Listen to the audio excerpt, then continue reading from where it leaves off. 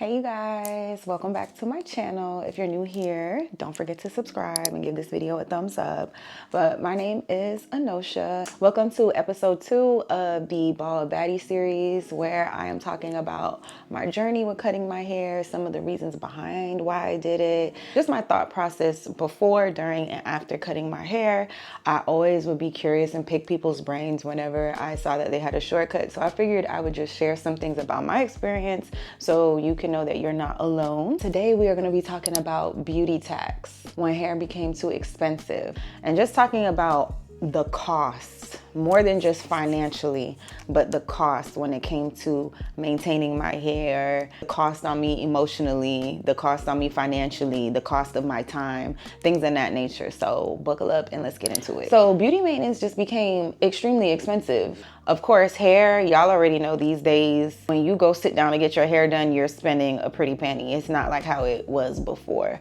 And that's okay, because I understand paying people for their time, their expertise, for their skill, for their talent.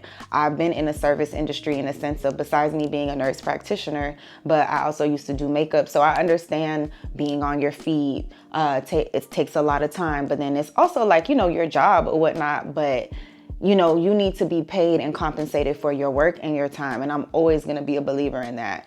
But it just became extremely expensive. It wasn't the full drive of me cutting my hair, but it was a factor. And also the pressure to always have my hair done, because I did not enjoy doing my hair. It was very time consuming. It was very stressful. It was too much. I just was not into it anymore. I was checked out. So for me, it was okay, what style I can have in my hair that'll last me. But then, from episode 1, I spoke about my seborrheic dermatitis issue. So I can maintain hair, but because of the complications and the hard time I would have with my scalp, it was kind of impossible for me to really ride out hairstyles. Y'all know what I'm talking about, making that thing last and stretch. Yes, it was a bit difficult. So just getting into financial costs. Y'all know wigs, sew-ins, braids, locks. It's expensive. I haven't gotten my hair done in over a year. It's going on a year and a half. So I don't know what the new updated prices are looking like. But even with shortcut, that's why I learned how to do my own hair, because it's just a lot to go and get it done. But these days, it's $350 to start with certain braids, knotless braids, locks. It's very expensive because, not only are you paying for the service for them to do your hair, then you also have to buy the bundles. For me, I was in 2023, before I cut my hair, I was in a sew-in phase. You have to buy the hair. So that when you buy hair, if you want good quality hair now these days, you're looking at $300 plus. And then you have to pay to get it serviced. And then of course you have to tip. I was walking out of the hair salon, let's just say $300 plus. If I got braids, which I only think I got braids once in 2023, that was nothing too bad, but I know it was maybe 100 or more when you factor in tip and things like that. So it was always constantly adding up. And then let's not forget about maintenance products, having certain products in your house, whether it's even from products and tools, flat irons, curling irons. And those are things you buy at once. And for the most part, it lasts if it's a good product. But then, making sure you're buying quality products to maintain your hair, because you don't want to just put anything in it. So you always have to factor that in as well. And then also factoring in, if you're getting a sew-in or braids, is your hair actually healthy? So add-on services, scalp treatments, getting a trim done, it adds up. And I love that. Trust me, I love it. And I do, like I said, you have to pay for your services, but it got to a point for me where I was okay, I want these things, but is it really worth it? And when I think about the amount of money I save with cutting my hair and learning how to do it myself, lots and lots and lots of money. Sometimes when I'm oh, should I buy this product? But it's when I buy my products now, they last me for a very, very long time, So it compensates, but it's nothing like how I used to spend before. The holidays will come up. Your hair has to be done. An event comes up. My hair has to be done. I'm not going anywhere looking any type of way. And I wasn't somebody so y'all don't laugh, right? I don't know how to braid. I don't know how to cornrow. I've tried all my life and it never worked out for me. I can maintain and do certain things. Y'all already know if I watch something, I can learn how to do it. And if I really took the time now to learn, I probably could do it. So it was hard for me to like do my wigs. I would try to get it flat as possible, but me not really knowing how to braid, I would always have to call my friends and be like, can you braid me down real quick? And they would braid me down. My poor best friend. Shouts out to Stephanie, because when Stephanie starts to get to braiding, you know stuff is hard, or somebody is not around to braid my hair. She would braid my hair from time to time along with other friends. But shouts out to Stephanie. That's my best friend. I love you, Burn. I would always have to factor these things in because I want to look fresh. I want to look good. Y'all even know now, if you want to go and get your hair freshened up and retouched, it's the price of a whole other style. That's, well, compared to how it used to be, but that would add up. And then let's not talk about this economy. Yeah. So everything's going up, and it's like we can't get mad at people raising their prices because the price of products are a lot. And I get it. Trust me. I know a lot of people have opinions about all the rules and on these booking pages, and some people aren't really polished and educated about how they should present themselves when they're giving a service. However, people really do push the limit. There's a lot of people who are inconsiderate of your time. They don't give a damn about what the rules are on your page. Like, even me, when I used to do makeup, I used to be like, you can't really bring no +1s here. Like, and if you do, you have to ask, and I have to know who it is, because I'm just not letting anybody up in my spot in my area. So there's certain things I will understand. I don't know what you guys used to spend in the past before cutting your hair, or what you're spending now on hair, but drop it in the comments. Let me know how much you spending. But your girl was between buying the hair, getting the hair done, and trying to maintain it, baby. Cha-ching. Let's just say that. Like I said, for me, mine was maybe always 300 and up. 300 and up. And I'm not just buying any type of hair. I need good quality hair, and I need to go to somebody that slays. And my hair was slayed when I was getting it done. Don't get me wrong, but I save so much money now doing my hair, and the money that I do spend, it lasts me for a while, because I'm buying like my bleach, the toner, the developer. You know, I do have to buy quality products because I bleach my hair. So I need something that's going to hydrate, polish it, make it look good. But it still doesn't compare what I was spending every other month or so on my hair before. So let's talk now about the emotional and mental cost, feeling obligated to look polished. And you know, I'm always going to be an advocate that as a woman, you know, always try to look polished. And this comes from somebody that didn't always look this way, feel this way about myself. I always didn't have the best confidence. I would look pretty decent and put together, but not all the time. There was a time in my life where I cared about my appearance, but I really didn't care. I didn't care about how my nails were. I didn't care if it was a holiday or a certain event and if I had makeup on or not. I'm not going to say that I wasn't that girl, but there were many times in my life where that wasn't the main part, or I didn't love myself the way that I did, or I wasn't even put on game or aware. You know, sometimes you just don't know. There are times that come around in the year where you feel like you're obligated to look polished. You know, there's a family event coming up, the holidays are coming up, and it's like, oh my God, you want to look good. It's an obligation and it's a want, but at the same time, you may not want to do that, or you may not want to spend so much money on your hair and do certain things, or you may want to, but you know, if you go to somebody else, you may not get the best work. And then it's like, do I even want to spend my money at all if I know I'm going to sit in somebody's chair and my hair is really not going to come out the way I want it to, but this is what's in my budget? You know, so that's the part of the obligation. It's a want and an obligation, if that makes sense. Y'all get where I'm coming from? And then it's the part, and I used to experience this a lot, the guilt trip, the guilty feeling of spending so much money. And it's like, you know, I love myself. I want to look good. I want my hair to be done. I want to feel good about myself. And yeah, I got it. But sometimes it's like, dang, this is a lot. This is adding up. And then, you know, I would have buyer's remorse or service remorse sometimes, like, oh, should I have really spent all this money on my hair? I look good, but you know, should I have spent this pretty penny? So like just the mental, I don't want to say it's turmoil, but just that mental back and forth of feeling guilty. And that's not fun.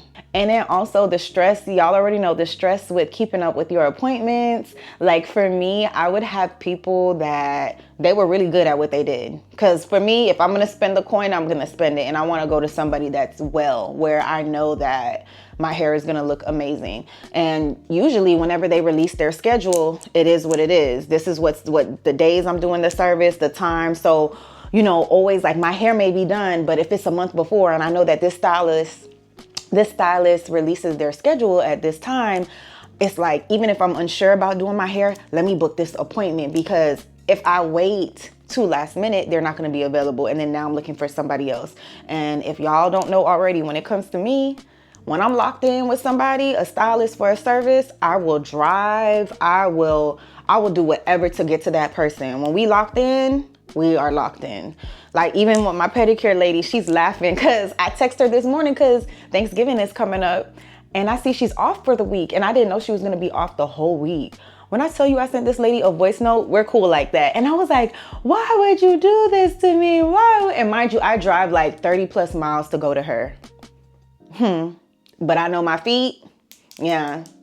Thank you. My feet are going to look good and scrumdiddly yum yum. I'm one of those people. Like, it could be my last, but my feet got to look good. But just always trying to make sure you have an appointment. And sometimes, when you pop in like that, the appointments aren't always available. So that used to stress me the hell out a lot. Another mental and emotional cost was feeling drained from the cycle of maintenance, trying to keep it up. And y'all already know what my story, with how my scalp was and still is. It was just a lot. Like, I would want to maintain my hair, but then I'm like, I'm going to try to keep it up, but I know my scalp is on fire. I know that my hair is starting to look old, and it shouldn't look old right now, but it's because of my scalp. Every single day, for me personally, have to wake up, are my flakes showing? Let me try to oil this, or let me try to do this. And it's like, for a normal person with a normal scalp, they probably wouldn't have to be going through that so much during that time. So that added on to me, because maintaining my hair with seborrheic dermatitis was extremely draining and a lot of work. So now let's talk about the time cost, okay? Sitting in the chairs for long periods of time, that's like my least favorite thing to do. You're very lucky if you find a great stylist and you can be out of their chair at a fairly decent time. Like I said, great things sometimes take time, and that's just what it is. And for me, I know that I would have a quality hairstyle, so I would just sit and wait. But it is taxing, like, in a sense of like, oh my God, all this time that's going by. But I get it. Same for certain sew-ins. It would take some time. But then, I don't do hair. Y'all know I'm a nail girl. I'm a hair for short hair. But it does take time. But it adds up. It makes you feel like, oh my God, I'm just ready to go. But there are some stylists that I sat with that it took a long time. And I understand, but at the end of the day, it takes a long time. And then also, y'all know when it's time to take out your hair, it's a lot. So for me, man, I would be so grateful and so thankful when I would find a friend to take out my hair. I would have my brother taking out my hair for me. Shouts out to my brother Gaspar. He would help me take out my hair. My mom would try to help me take out my hair too sometimes, and some of my friends, but very, very time consuming trying to take out sew-ins. And y'all know how many times I used to cut my hair off. And I honestly sometimes didn't give a fuck if I cut my hair off. That's how frustrated and tired I would be, like trying to take out the tracks and cut a whole braid off. Moment of silence for all the hair that I lost by cutting it off, being frustrated. All right. So let's talk about the time that it would take for wash days. Y'all know what I'm talking about, especially if you're a natural girl, somebody who has like curly hair, natural kinky hair, natural curls and coils. Like, it will sometimes take almost a whole day to properly scrape the flakes off of my scalp, put a treatment in, wash it, let the treatment sit, do all this stuff, then try to style it. It is like a whole day thing sometimes. The girlies that have done it, y'all know what I'm talking about. That, I was not a fan of that. I was like, oh my God, give me some makeup to do, give me some nails to do, give me something to do. And this was even before I was that type of person and that girl doing a whole bunch of DIYs. But man, when I tell you, it used to stress me out and make me so sad. I hated having to deal with my hair all the time, honestly. And it made me kind of sad in a way, because I was like, once upon a time, I was all for this. I was all in for it, washing my hair, having my curls, making sure my hair was healthy, wanting hair to go all the way down to my back with my curls. And I lost the love and the passion for it, because it was just so much work for me. Every month, the time that it would take for me to do my hair, even in the mornings getting ready to go to work,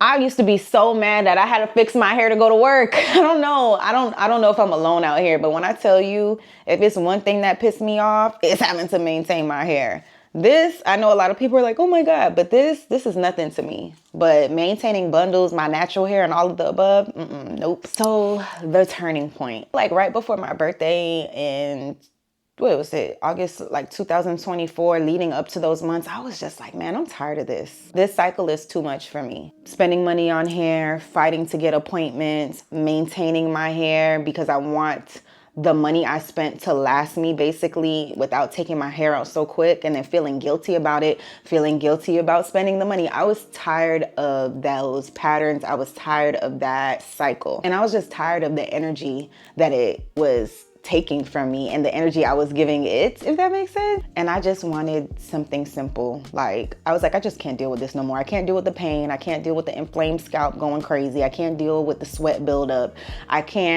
I'm annoyed even with not wanting to get my hair wet and stuff, because I'm a girl that loves water. I love jumping off cliffs into the water. I love being on boats. I love swimming in the water. I've been a water girl since I was a baby. Like, they literally threw me in the pool and said, figure it out. So I love the water. And if it's one thing that pissed me off on vacation, is being like, oh, I don't want to get my hair wet, because I knew how much work it would take to maintain it, dry it, whether it's a wig, braids, or whatever.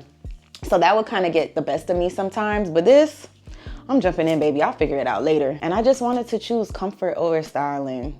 And I'm so happy that I took the risk with cutting my hair off, because although I was a little concerned, like, is this something I'll be able to maintain? I'm happy that I figured it out, because it definitely is. And it's just so easy for me to, okay, whatever. Like, oh, I'll just bring this stuff with me, foam my hair up a little bit, bring my do-rag with me, put it on for a little bit, and my hair looks brand new again. At least mine does when I do that. And I just realized that being a bald baddie is cost effective and saves me a lot of time and peace. Very much so cost effective. So after cutting my hair, I had financial relief, less stress about beauty standards, not needing constant appointments. I had more time to myself, which I love, because for me, I'm about to go out of town. I gotta run to this appointment. I have to run to that. By me learning how to bleach my own hair, learning how to do my nails, now it's like, okay, I can use my time to run different errands. And when I get home, I can do all these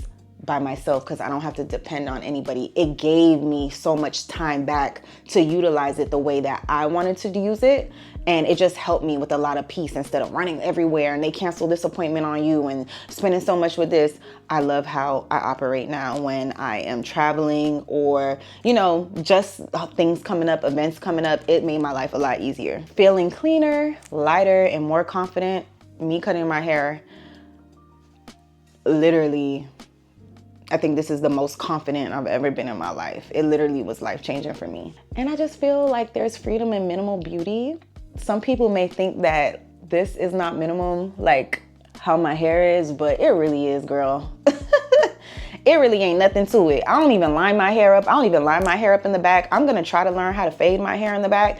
But honestly, I don't even like when it's super clean like that. I like the natural hairline, front and back, and it really isn't that bad. But thank you so much for watching this episode 2 of the Bald Baddie series, about the beauty tax when hair became too expensive for me. Don't forget to subscribe and hit that thumbs up. Leave me some feedback in the comments. What's your experience like? Do you agree with some of the points that I made? What was your story like? Are you somebody that wants to cut your hair and you're scared, or you just don't know what to do? Do you need some more insight? Just let me know. I love you guys, and I'll catch you in the next episode. Mwah.